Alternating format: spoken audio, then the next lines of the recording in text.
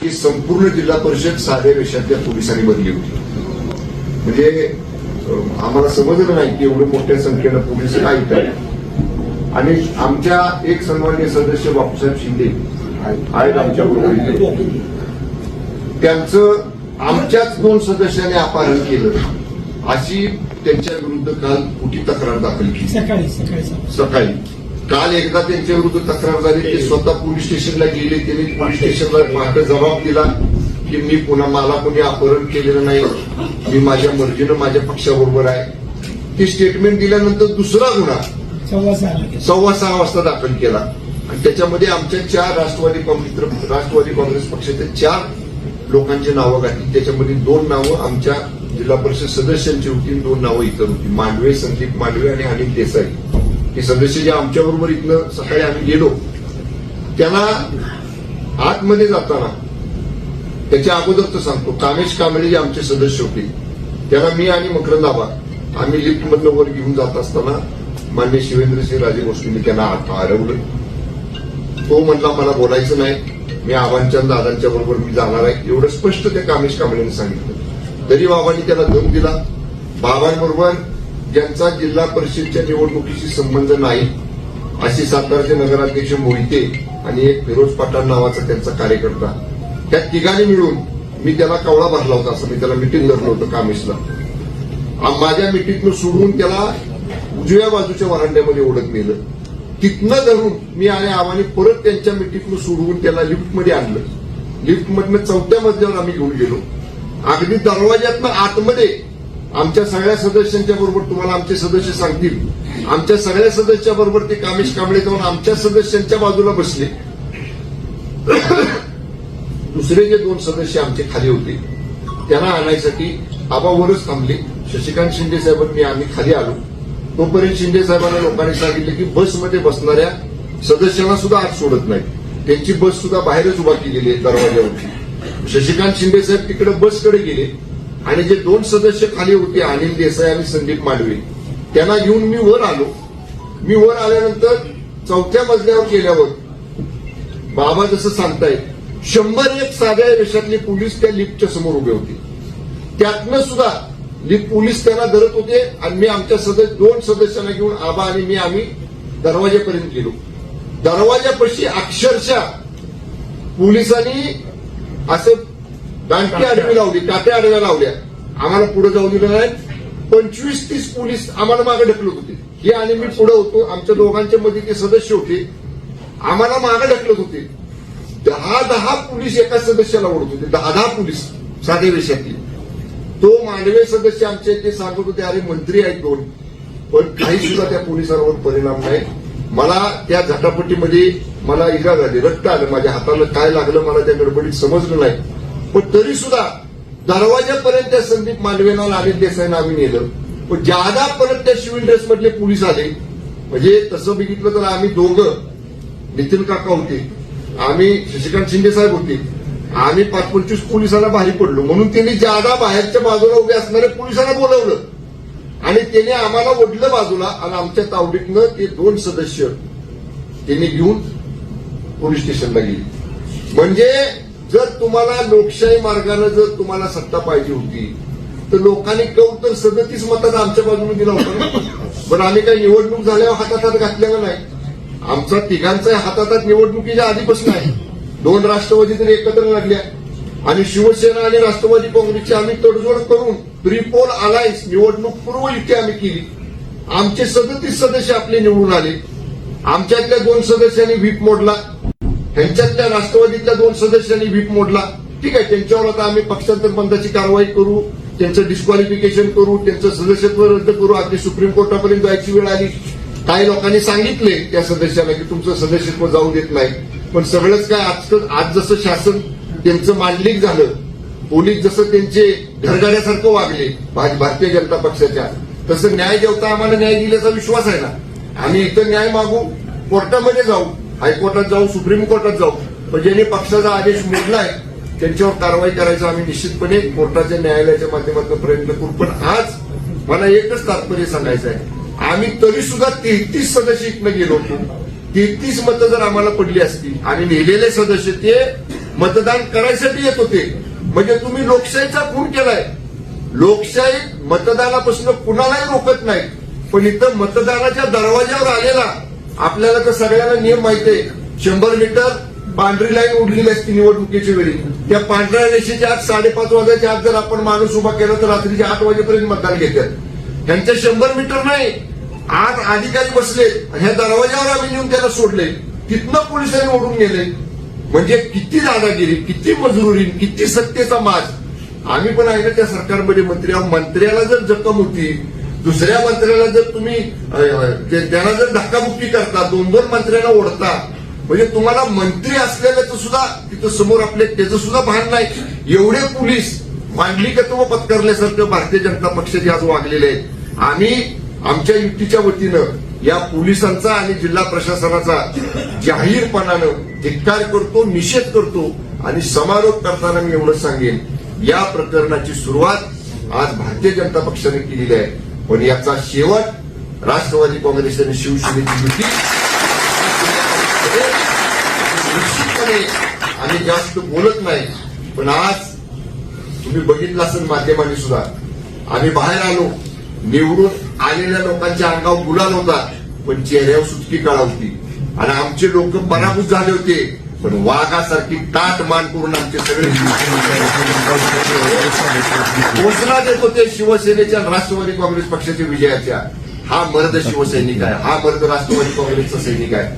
त्यामुळे ठीक आहे, त्यांच्या हातात सत्ता, आमच्याही हातात 2.5 वर्ष शिंदेसाहेब मुख्यमंत्री होते ना, पण असं कधी असलं गलिच्छ राजकारण त्यांच्या नेतृत्वाखाली आम्ही पण मंत्री होतो. मी पण पालकमंत्री मागच्या वेळी आता आहे.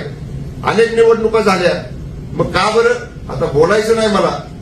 हे विरोधात उभे होते आणि भाजपचा उमेदवार 2024च्या निवडणुकीला उभा होता. माझ्या मागल्यात आबांच्या माझ्या कशा नीत्या केल्या, नाहीतर काय निकाल लागला असता 2024च्या विधान लोकसभेचा ते कळलं असतं ना. ते विसरला तुम्ही. ज्या किती मतांनी निवडून आली भाजपची सीट लोकसभेला, 34,000. मकरंद आव्हाड्यांना आम्ही रात्री 10 नुसते फोन केले, 10 मी 10 फोन केले असते, चित्र वेगळं दिसलं असतं. पण आम्ही आमच्या नेत्यांचा, आम्ही महायुतीचा धर्म पाळला. पण त्याची अशी जर परतफेड भारतीय जनता पक्षाकडनं होणार असेल तर हे पूर्णपणे चुकीचं आहे. मगाशी सांगितलंय, मी उद्या दिवस मतदारसंघात आहे. रविवारी मुंबईला गेल्यावर माझ्या पक्षाचे मुख्य नेते, राज्याचे उपमुख्यमंत्री आदरणीय एकनाथजी शिंदे साहेबांच्या कानावर सगळा इतके वृत्तांत घालेल. आवाज सुद्धा मान्य सुनेत्रा वहिनी साहेबांच्या कानावर हा इतके वृत्तांत घालतील. शशिकांत शिंदे साहेब पवार साहेबांच्या सुप्रियाताईंच्या कानावरती हा इतके वृत्तांत घालतील. आणि निश्चितपणे जिल्ह्यात काय भूमिका घ्यायची हे आम्ही सगळे एकत्र बसून ठरवू. पण एक वाक्यात मी सांगेन, भारतीय जनता पक्षाने नीचपणाचा आणि सत्तेची मस्ती कशी असती त्याचा कळस करून आज दाखवलेला आहे. हे लोकशाहीचा गळा घोटणारं कृत्य आहे. सातारा जिल्ह्यातली स्वाभिमानी जनता भारतीय जनता पक्षाच्या या कृत्याचं उत्तर लोकशाही मार्गानेच त्याला दिल्याशिवाय राहणार नाही. प्रश्न नंतर विचारा, आधी यांचं उद्या मग आम्हाला प्रश्न. आता आम्हाला बोलतील.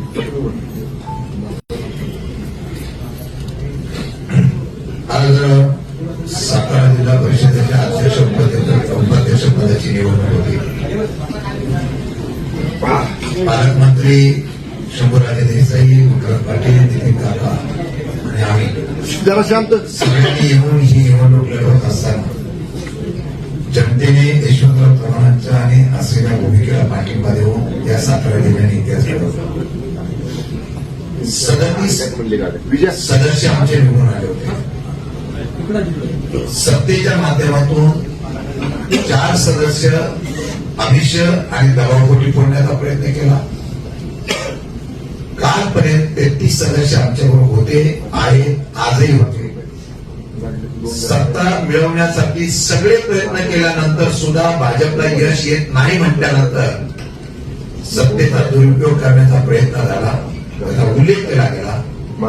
ज्या सदस्याचा अपराध झाला सांगतात तेच सदस्य आमच्यावर मतदानाला आहे आणि ज्यांच्यावर गुन्हा दाखल केला ते त्यांच्याबरोबर होते. पोलिसांनी कुठला गुन्हा दाखल केला मला माहित नाही, पण नितीन काकांनी काल जाऊन वाईमध्ये त्या असलेल्या शिंदे साहेबांनी त्या ठिकाणी प्रत्यक्ष सांगितले मला कुठल्याही प्रकारचा अपहरण झाला नाही. काल जेव्हा ते महाबळेश्वरला तक्रार करायला गेले, सांगायला गेले, तेव्हा त्यांना सांगितलं इथं तुमची निवेदन घेणार नाही, तुम्हाला वाईला जावं लागेल. आणि आज या सभागृहामधून ज्या वेळेला 2 सदस्यांना घेऊन जातात ते महाबळेश्वरला नेत आहेत, कारण महाबळेश्वरून परत गेला त्यांना भेटू नये अशा प्रकारचं पोलीस यंत्रणेने जे काम केलेलं आहे. ही निवडणूक भारतीय जनता पार्टी लोकशाही जिंकलेली नाही, ही निवडणूक प्रशासनाचा, बळाचा आणि पोलीस यंत्रणेचा वापर करून केलेली आहे. कुठल्या नियमामध्ये बसतो? मतदानाचा अधिकार असलेल्या सदस्याला मतदान देण्याच्या बाबतीमध्ये जर पोलिसांनी हरकत घेतली असेल तर आम्ही त्याच्यावर एफआयआर दाखल करणार, कोर्टात जाणार. मतदानाचा वंचित करण्याचा अधिकार कोणाला नसताना सुद्धा, म्हणजे अगदी तुरुंगात असलेला गुन्हेगार सुद्धा उमेदवारी करतो आणि त्याला मतदानाला पाठवतात. तिथे गुन्हेगार नसताना लोकांना त्या ठिकाणी मतदानाचा अधिकार मधून दिला नाही. भीती होती सत्ताधारी म्हणून. मला एवढंच सांगायचं आहे, यामध्ये पूर्णपणाने पोलीस यंत्रणेचा पूर्णपणाने बाकीकर झालेली आहे. हे एसपी असतील किंवा बाकीच्या सगळ्या प्रशासनाने एफआयआर दाखल करण्याच्या बाबतीमध्ये घाई केली. 2 मंत्री आणि सगळे सदस्य गेटवर गेल्यानंतर सुद्धा आज ज्या वेळेला त्यांना खेचून नेतात किती अधिकाराचा वापर करतात आणि त्याला कमी का काय? सभागृहामध्ये आमच्या सगळे सदस्य बघतात, महिला भगिनी वगैरे सगळे. कामेश कांबळे हा आमच्याबरोबर होता. त्या कामेश कांबळेला सगळे मंत्री, शिवेंद्रराजे असतील, सगळे आमदार असतील, त्या प्रक्रियेच्या आतमध्ये जातात. ज्या प्रक्रियेमध्ये आम्हाला सुद्धा जायचा अधिकार नाही, त्या प्रक्रियेमध्ये जातात आणि त्यांना सांगतात तू मतदान केलं पाहिजे. काय करत होते कलेक्टर? तुम्ही तिथे प्रमुख होता ना, तुमच्या समोर अशा पद्धतीने केलं जात आहे. आणि तेवढंच नव्हे तर त्याचा हात वरती करण्यासाठी सरळ सांगता याचा हात वरती करावा, त्या दोघांना हात वरती करायला लावतात. आमचं मागणं आहे हे सर्व सीसीटीव्ही फुटेज मध्ये आहे.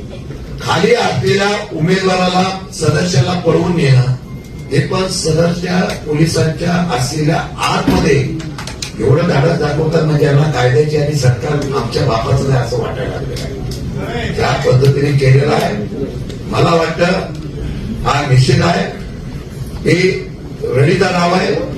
कोर्ट कचेऱ्या आम्ही करू, जनतेच्या दरबारात सुद्धा जाऊ, पण ही सत्ता ज्या पद्धतीने मिळवण्यासाठी हट्टाच आहे. सगळंच आम्हाला मिळालं पाहिजे, त्यासाठी वाटेल त्या तराला जाण्याचा प्रयत्न. आमच्या सदस्य महिला भगिनी लढल्या, आक्रमक झाल्या म्हणजे हे कुठला प्रकार आहे? म्हणून ज्या पद्धतीने ह्या असलेल्या सरकारचा उपयोग करून, सत्तेचा उपयोग करून या जिल्ह्यामध्ये ज्या पद्धतीने सत्ता मिळवलेली आहे त्यांना तर आम्ही डिस्क्वालिफाय करणारच, पण ही सत्ता उलटवण्यासाठी आम्ही संपूर्ण ताकद लावणार.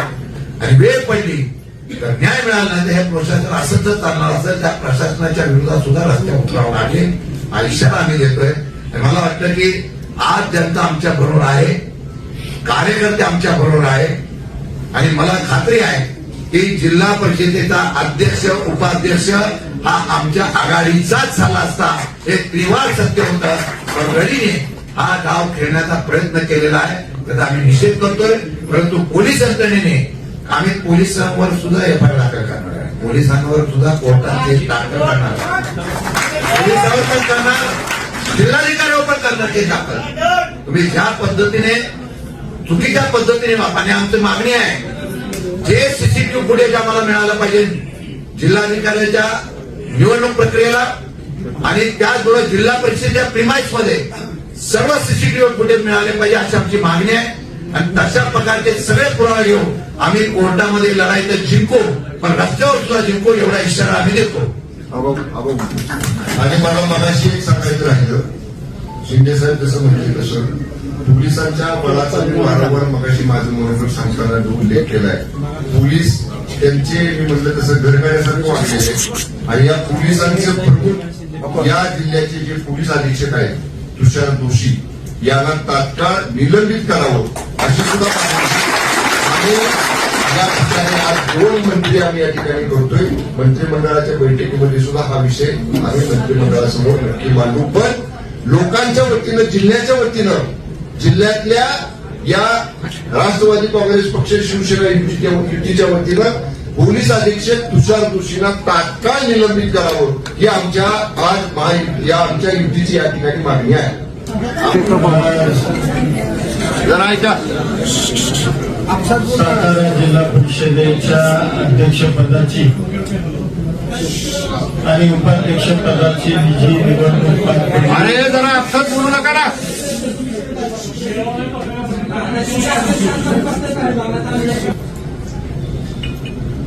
या पुरोगामी सातारा जिल्ह्याला किंबहुना जो जिल्हा कैलासवासी चव्हाण साहेबांचा जिल्हा म्हणून ओळखला जातो, या जिल्ह्याच्या दृष्टीनं एक अतिशय काळाकुट्ट दिवस आहे असं म्हणलं तर काही वावगं होणार नाही. खरं तर या जिल्ह्यानं राज्याला नेतृत्व दिलं, देशाला नेतृत्व दिलं आणि दुर्दैवानं आज या जिल्ह्यामध्ये अशा पद्धतीनं आसुरी सत्ता मिळवण्याचा जो प्रयत्न झाला, हा जिल्ह्याच्या राजकीय जो इतिहास आहे, या इतिहासाच्या दृष्टीनं अतिशय घृणास्पद प्रकार आहे असं म्हणलं तर काही वावगं होणार नाही. खरं तर या जिल्ह्यामध्ये अनेक राजकीय संघर्ष झाले, अनेक पक्ष पूर्वी होते, आज जसे तसे पूर्वी होते. अनेक दिग्गज मंडळी या जिल्ह्यामध्ये त्यांनी नेतृत्व केलं, या जिल्ह्याला विकासात्मक दिशा देण्याचं काम केलं.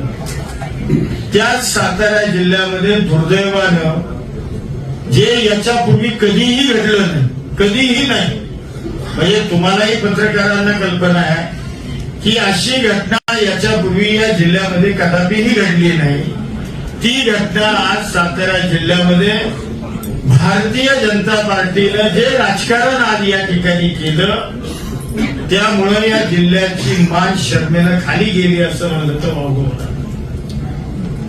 खरं तर आमची मेजॉरिटी होती. लोकशाहीमध्ये मेजॉरिटीला महत्व असतं आणि दुर्दैवानं आज मेजॉरिटीचा विचार न होता पोलीस बळाचा, प्रशासनाचा प्रचंड वापर करून, म्हणजे मगाशी म्हणल्याप्रमाणे आम्ही राज्याचे दोघं मंत्री आहोत, खासदार आहेत, आमदार आहेत, आम्ही एवढी मंडळी जबाबदार तिथं असताना सुद्धा प्रशासनानं आमच्या सारख्यांवर दांडगावा करावा, याच्यासारखं दुर्दैव असूच शकत नाही. यासाठी काय केलं पाहिजे आपण? यासाठी म्हणजे आजची ही घटना माझ्या माहितीप्रमाणे किंवा मला जे वाटतं, या जिल्ह्यातल्या सर्वसामान्य माणसाला ही घटना बिलकुल आवडणार नाही. या जिल्ह्यातला प्रत्येक माणूस आजच्या या निवडीचा निषेध करेल अशा पद्धतीचं कार्य आज या मंडळींनी त्या ठिकाणी केलं. म्हणजे मेजॉरिटी आमची असताना खोटे नाटे गुन्हे दाखल केले. बर मला सांगा, ज्या व्यक्ती अब्स्कॉन्डिंग आहे म्हणले, ती व्यक्ती पोलीस स्टेशनला जाऊन सांगते समक्ष इन कॅमेरा, स्वतःच्या लेखी हातानं निवेदन लिहिते, देते. ही घटना पहाटे 5:30 आणि पुन्हा 6:15 त्याच पद्धतीचा दुसरा गुन्हा हा दाखल केला जातो आणि तो अपहरण करून खून करणे अशा पद्धतीचा गुन्हा हा दाखल केला गेला. आणि जे आमचे सदस्य होते त्या सदस्यांना मतदानापासून जाणीवपूर्वक प्रशासनाला आणि पोलिसी बळाचा वापर करून आमच्या लोकांना मतदान करू दिलं नाही. हा लोकशाहीचा घडा घोटण्याचा प्रकार आहे. ते आज या जिल्ह्यामध्ये घडलं आणि मला खात्री आहे हा जिल्हा, या जिल्ह्यानं देशाला स्वातंत्र्य मिळण्याकरता योगदान दिले. म्हणजे स्वातंत्र्यपूर्व काळामध्ये सुद्धा या जिल्ह्यातल्या अनेकांनी बलिदान दिलं आणि या राज्याचं सुद्धा नवमहाराष्ट्र निर्माण करण्याकरता सुद्धा या जिल्ह्यातल्या नेत्यांनी फार मोठं योगदान दिलेलं आहे. आणि अशा जिल्ह्यामध्ये हा प्रकार